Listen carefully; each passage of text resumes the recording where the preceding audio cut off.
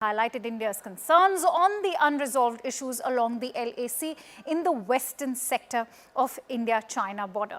Now, Prime Minister also underlined the maintenance of peace and tranquility in the border areas. He said that observing and respecting the LAC are essential for the normalization of relationship. The two leaders agreed to direct relevant officials to intensify efforts at expeditious disengagement and de-escalation. Interestingly, the MEA sources have also indicated that there was a pending request from the Chinese side for a bilateral meeting with India.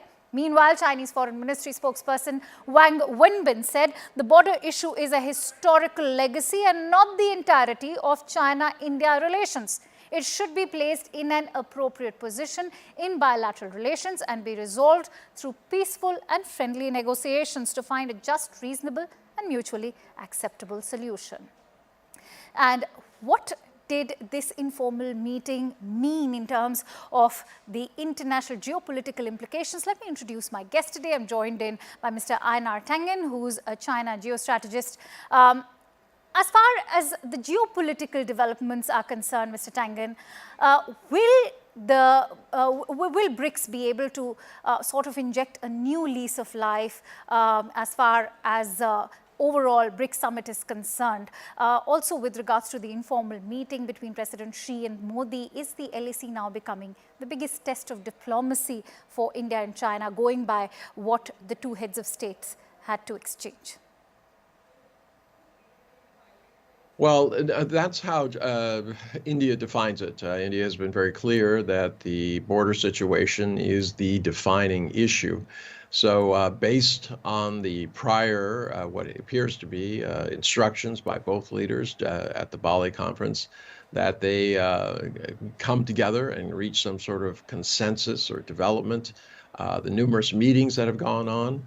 Unfortunately, the last military-to-military meeting, which lasted unusually for 2 days, did not seem to garner a consensus. So it's not clear. But I can tell you what is clear. The disputes between China and India will not be settled militarily. This is an issue about security. It will be settled diplomatically. And as soon as people realize that and come to the table in good faith, I think there can be a global settlement, not just about what area of land is controlled where, but where there should be a mutually agreeable border so that both countries can get on about their business. Perhaps which is why the Prime Minister also said that a prerequisite for a healthy bilateral relationship is going to be peace and tranquility at the LAC. But my first part of the question is what I'm going to come back to you again for, Mr. Tangen. Considering the war or the impact on global economy and supply chains, can the geopolitical developments of the past year or the challenges being faced by the UN sort of inject a new lease of life to BRICS? Well, let's define what the BRICS is. It's a middle power grouping. It is reshaping global geopolitical and economic landscape. Right. Its GDP is larger than the G7. And it brings a combination of resources, production, and markets. So it represents the multipolar reality. It provides a consensus versus corporate model of governmental development globally. So at this juncture, it's not the UN that's failing. It is those countries who are undermining the UN, undermining the WTO, that have pushed countries to find alternatives. It's the tech wars. It's the physical, kinetic wars that are out there. People are looking, especially in the global south, for a vision of prosperity, predictability, which is not being provided by the usual sources, the G7. Right. Many thanks to you, Mr. Tangen, for sharing those inputs so eloquently with us. And with that, let's shift focus over to the United States. Former US President Donald Trump has surrendered at the Atlanta jail in Georgia, where he faces 13 criminal charges over alleged attempts to subvert the results of the 2020 presidential election. Now, Donald Trump was fingerprinted, and a booking photo, commonly known as a mugshot, was also taken of the former US president, and later it has been released in public too. Now, Trump is facing charges in 4 separate criminal cases, but this is the first time he had a mugshot click.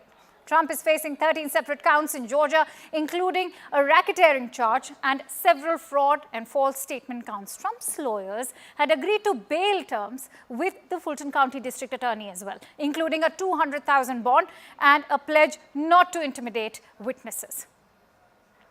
And with that, let me also shift focus over to the first primary Republican debate. 8 Republican presidential candidates have faced off for the first debate of the 2024 election cycle, this in Milwaukee this week. Indian-American entrepreneur Vivek Ramaswamy's popularity rating and online fundraising have surged on Thursday, just a day after the maiden Republican presidential debate. And according to the Ramaswamy campaign, the 38-year-old presidential aspirant has raised more than $450,000 with an average donation of $38 in the first hour after the debate.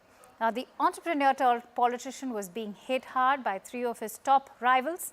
And who are those top rivals? Let me tell you about them. Former New Jersey Governor Chris Christie, former Vice President Mike Pence, and even South Carolina Governor Nikki Haley. Let's also listen in to what Vivek Ramaswamy had to say.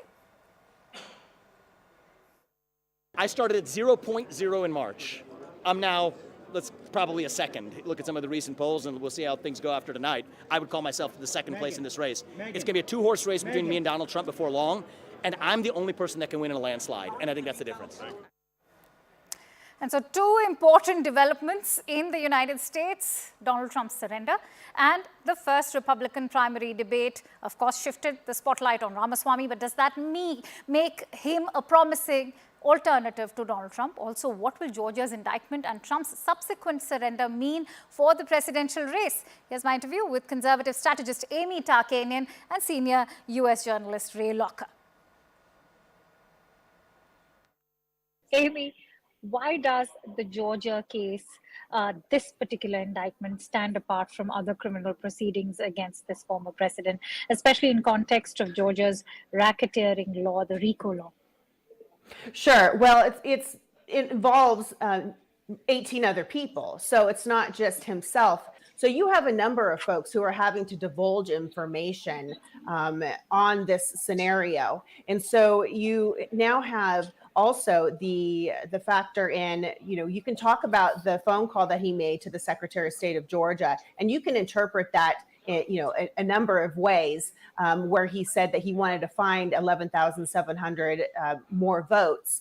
That could either be a candidate who was in panic and just talking out loud, or it could have been somebody who truly was putting the pressure on. But the thing I think he's going to have a tough time wiggling his way out of is the fake elector scheme. Right. Ray, if I could bring you in on this aspect, what could be the implications for Trump's political future as far as the Georgia indictment is concerned? Well, obviously, if he's convicted, he's going to have to serve time, or he's going to have some kind of sentence against him. That doesn't help anybody, not even him. Does it help him get the Republican nomination? Certainly, based on last night's debate, probably would help him. Nobody else rose to the occasion and presented a really strong contrast. And everybody knows that he's not favored in a general election, no matter what the polls say. So it just does not help him, and it's insane to believe that it does. Do you think that Vivek could come up as a more promising candidate or an alternate to Donald Trump? Are other Republican support base, the Republican support base largely of Donald Trump, is there any chance to look at him as a more friendly alternate to Donald Trump? So Ramaswamy did well enough last night in the eyes of some people. If his poll support rises, they're all going to go after him during the next debate. They would have gone after Ron DeSantis if they thought that he was a credible alternative. And the fact that he didn't draw any fire is not good news for him. But Amy, talking about Ramaswamy, there's been a lot of chatter around him here in India as well, of course, because of his ethnicity. But I'd like to draw your attention to his political ideologies. He's someone who's talked about at the Nixon Library. He spoke about decoupling with China. If he comes to power, he said that he'll stop aid to Ukraine. He's also spoken about how the current US presidents need to learn from Nixon, who soured relations between China and Russia, and that if he were to come power, he would reduce Moscow's economic burdens. Do you think speaking these hard truths is sort of, is this his way of solidifying his position as a more reliable alternative to Donald Trump? Well, let's not forget we have another individual who's also of Indian ethnicity in the race, and that's Nikki Haley. So it's not just Vivek, but Vivek is a really good speaker. There's no question. He's also really good at throwing out red meat and talking points to the base. However, you know, your sister station CNN out here, he went on a few days ago with Caitlin Collins, and I happened to catch that interview, and he could not answer and respond to some of the questions that Caitlin had pointed out, and actually used his own words. And he fell apart and became extremely snarky and immature. And so I think that was very telling. You also had Vice President Mike Pence point that out as well, that you know, this is not a job that you learn as you go. And so I think it was pretty telling to see the difference in those who are seasoned, who know the ins and outs of how Washington works. And here's news from Russia, which grabbed international headlines. Russia's Wagner chief Yevgeny Prigozhin's sudden death in a plane crash sparked conspiracy theories and suggestions that Russian President Vladimir Putin and the Kremlin were involved in the accident. The private jet in which Prigozhin was traveling seemed to have a seamless record of good safety. According to reports, it was traveling fine unless the last 30 seconds saw the jet mysteriously drop to lower altitudes, finally crashing, killing all on board, including the mercenary Wagner Group's chief. Now, the Kremlin has said that it was an absolute lie that they were involved in Wagner mercenary boss Yevgeny Prigozhin's death in the plane crash. The Russian authorities have cited the need to wait for test results. What will this mean for the overall scenario as far as Wagner's operations are concerned, also for the war in Ukraine? Let's try and get in a sense of perspective, and for that, I'm joined in by Fred Ware, who's a Russian affairs expert, also Ben Aris, who's the editor-in-chief at Business New Europe. Thank you so much, gentlemen, for joining in. Ben, if I could begin with you, what happens to the Wagner force now, especially as far as operations that they were conducting in Africa and Syria?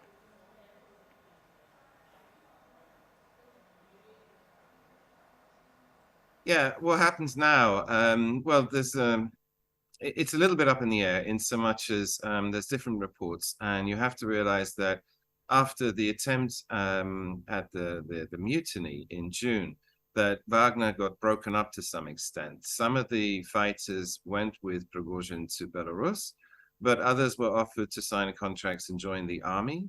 And in addition to those that were in Ukraine and then went into Rostov and ended up in Minsk, there's another huge contingent of Wagner troops that are in Africa, and they've been there for years, since 2014, who are fighting various insurrections or supporting the government in places like Mali. And those operations, those fighters have always been there and are still there. And now that Prigozhin is gone, I think the question is what's going to happen to the troops in Europe. Some, as I say, have joined the regular Russian army. Some of them are moving to other private military companies, and some, the ones in Minsk, right, they're reportedly moving back to their base just outside Ukraine, down on the border. All right, Fred, if I could bring you in on this bit in terms of the future of the Wagner force, what happens now, especially to those operations in Africa and Syria?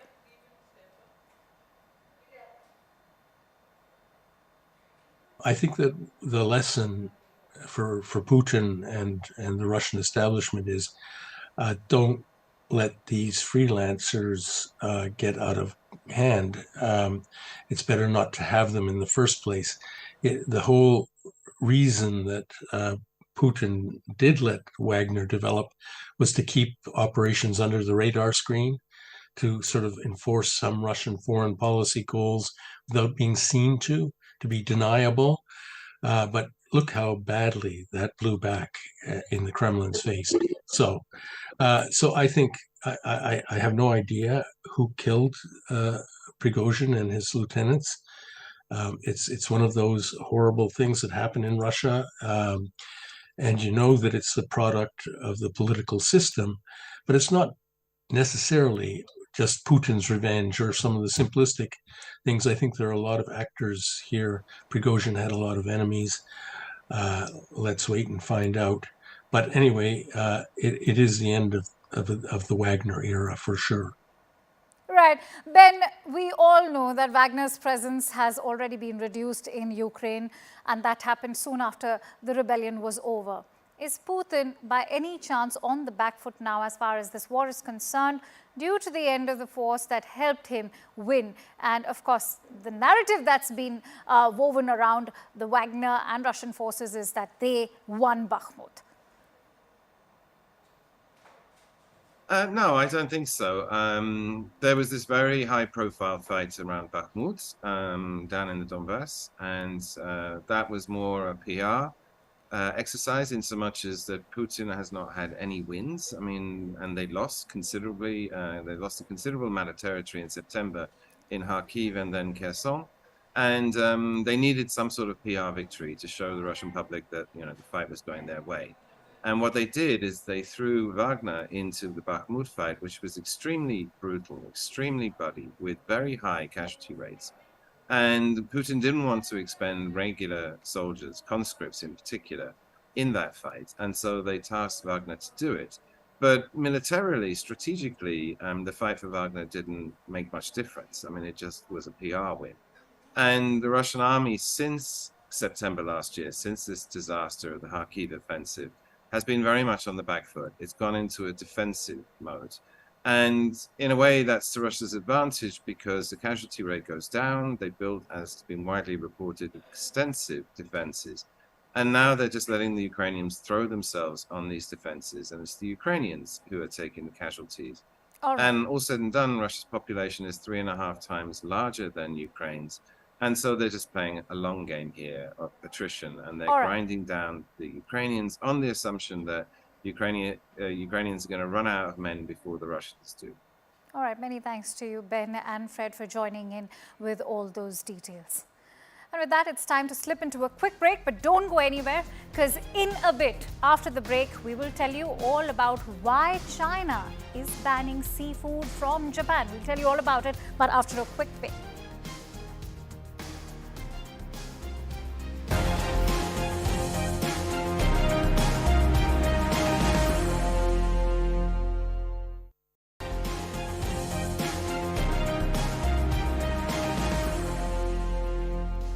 Welcome back. You're watching World 360 with me, Akanksha Swarup. Now, Japan has begun its controversial discharge of treated wastewater from the Fukushima nuclear plant into the Pacific Ocean, sparking protests in the region and retaliation from Beijing. China is the biggest buyer of seafood from Japan, and on Thursday it said it would block all such imports. Japan says the water is safe, and many scientists agree, but the UN's nuclear watchdog has also approved the plan. China has called the water discharge an extremely selfish and irresponsible act and said that Japan was passing an open wound onto the future generations of humanity. And that's all I have for you in this edition of World 360. Thank you so much for watching. News and updates continue on CNN News 18.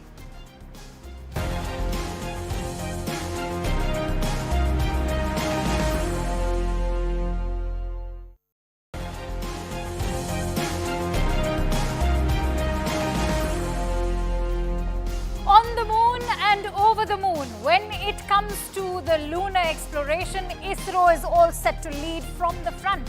And without mincing his words, Indian Prime Minister Narendra Modi has made his position crystal clear to the Chinese president at BRICS summit. And former US President Donald Trump is rewriting laws of politics after turning his mugshot into a campaign symbol. Hello and a very warm welcome to World 360. I'm Akanksha Swarup. Those are some of our top stories, but first up are the headlines.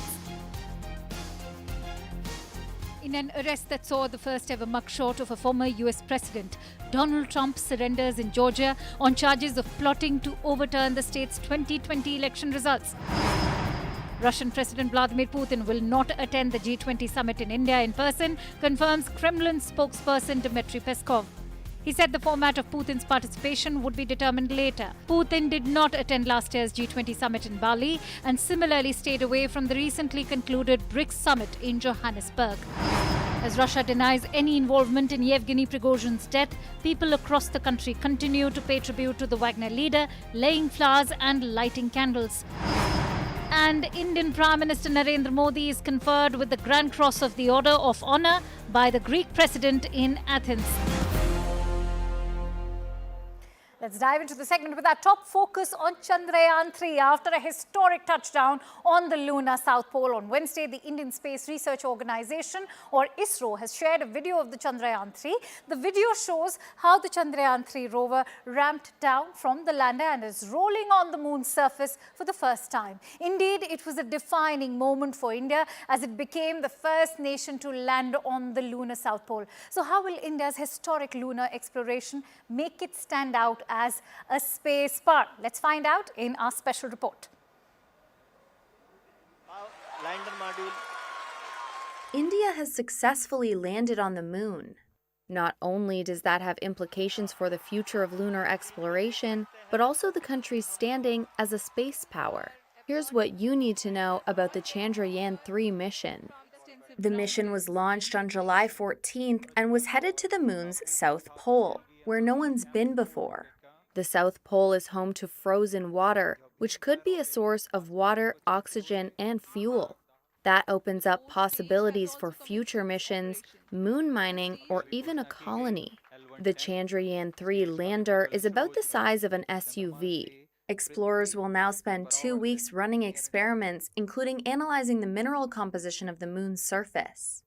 India's previous attempt to land on the lunar South Pole failed in 2019. Rough terrain is one of the complications of a South Pole landing. But India's space agency says it made adjustments this time that made it more likely to stick the landing. The successful mission makes India the 4th country to land on the moon, just ahead of national elections next year. Prime Minister Narendra Modi's government is looking to spur investment in private space launches and satellite-based businesses. India has said it wants private space companies to increase their share of the global launch market by 5-fold within the next decade. So what will this historic feat mean for India's future space explorations, also the lunar explorations? Let's try and find out from our space commentator, Mr. Jonathan Levy, who's joining me live right now. Many thanks to you, Mr. Levy, for sharing your precious time with us. India now has technological superiority because it's the first and the only lunar mission on Moon's South Pole compared to other spacefaring countries. How can data from Chandrayaan 3 provide India an edge over other countries in future space missions? Well, it's entering in a very exciting phase now. It's sort of getting down to business. The next sort of 12 days will be crucial. Your space agency announced earlier today that it's turned on the scientific instruments on the rover, right, the Pragyan rover. So these will be doing an X-ray spectrometer analysis to understand the composition and the minerals in the soil, and then another instrument, a laser breakdown spectroscope, will look at the individual elements that are there. So this will be vital information for understanding the composition at the South Pole that nations across the world are eyeing as a very critical place for the next steps to send people back to the moon and create a base on the South Pole. So this information is adding to not just India's knowledge, but the whole of humanity's knowledge about this part of the moon. Very critical, as well as the instruments that are also on the lander itself. It's interesting that you talk about the overall human quest for space exploration, which is why that brings me to my next question. Former ISRO chairman, Mr. Kasturi Rangan, has also said that so far India was not part of the elite space club and was denied access to critical technology because we were also dependent on other countries. But with this lunar landing, will India now become part of the decision-making process in space, considering space capabilities are now important even in international affairs? Yeah, absolutely. And I think just the way that that ISRO troubleshooted what happened with the previous attempt and quickly put in new steps to look at the landing site before the attempted landing from orbit, and then to hover and make sure it was safe to land. All these different things are very clever pieces of technology developed very, very quickly. And I think it maybe opened some people's eyes, at the ability of India to work at this level. I don't think it really comes as a surprise to the scientists, but maybe more so to the politicians. And, India is being taken seriously, not only in what it can achieve itself, but as a major player now, as partners with the world community and when it comes to space, whether it be joint missions with Japan or with the United States or other countries such as those represented by the European Union through the European Space Agency. I'm glad you mentioned those future collaborations with Japan and the United States. Many thanks to you, Mr. Levy, for joining in. It was a pleasure to have you on World 360. My pleasure. And with that, let's shift focus over to the BRICS. Amid the standoff at LAC, Prime Minister Narendra Modi had a candid and in-depth exchange of views on current China-India relations with Chinese President Xi Jinping on the sidelines of the BRICS summit in Johannesburg. India's Foreign Secretary Vinay Quatra said Prime Minister Modi highlighted India's concerns on the unresolved issues along the LAC in the western sector of India-China border.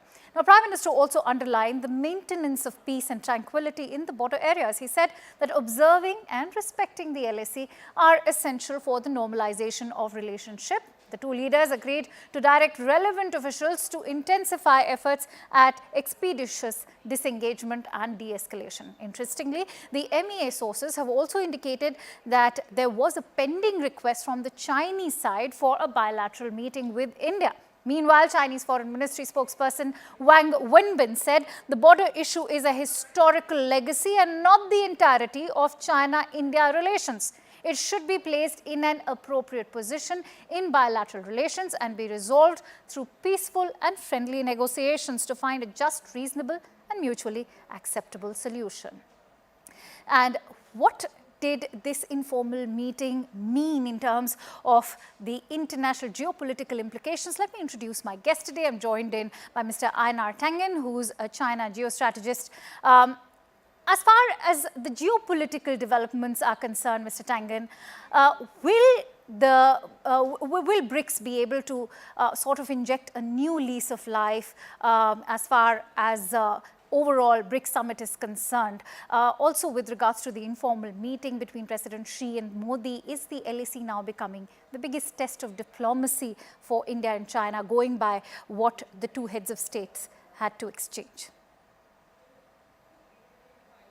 Well, that's how India defines it. India has been very clear that the border situation is the defining issue. So based on the prior, what it appears to be instructions by both leaders at the Bali conference, that they come together and reach some sort of consensus or development, the numerous meetings that have gone on. Unfortunately, the last military-to-military meeting, which lasted unusually for 2 days, did not seem to garner a consensus. So it's not clear. But I can tell you what is clear. The disputes between China and India will not be settled militarily. This is an issue about security. It will be settled diplomatically.